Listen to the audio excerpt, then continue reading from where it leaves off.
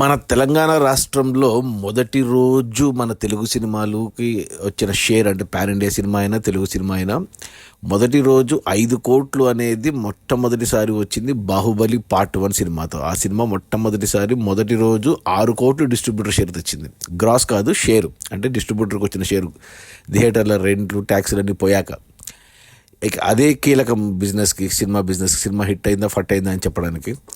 So ఆ record మళ్ళీ బాహుబలి 2 వచ్చే వరకు అలాగే ఉంది. బాహుబలి 2 వచ్చినప్పుడు మొదటి రోజు తెలంగాణలో 9 కోట్లు షేర్ వచ్చింది. సో ఈ 2 రికార్డులు అలాగే ఉన్నాయి.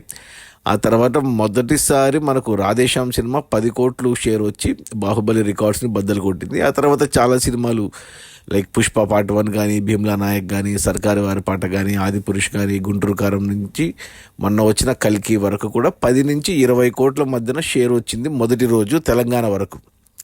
ఇక రీసెంట్గా మనకు సలార్ సినిమా వచ్చినప్పుడు మొదటిసారి 20 కోట్ల షేర్ దాటి 22 కోట్లు వస్తే, ఇక మనకు వచ్చేసి దేవర కూడా రీసెంట్గా వచ్చి సలార్ని బీట్ చేసి 23 కోట్ల దాకా వెళ్ళింది. బట్ వీటి అన్నింటికంటే ముందు RRR సినిమా మొట్టమొదటి 20 కోట్లు షేర్ దాటిన సినిమా.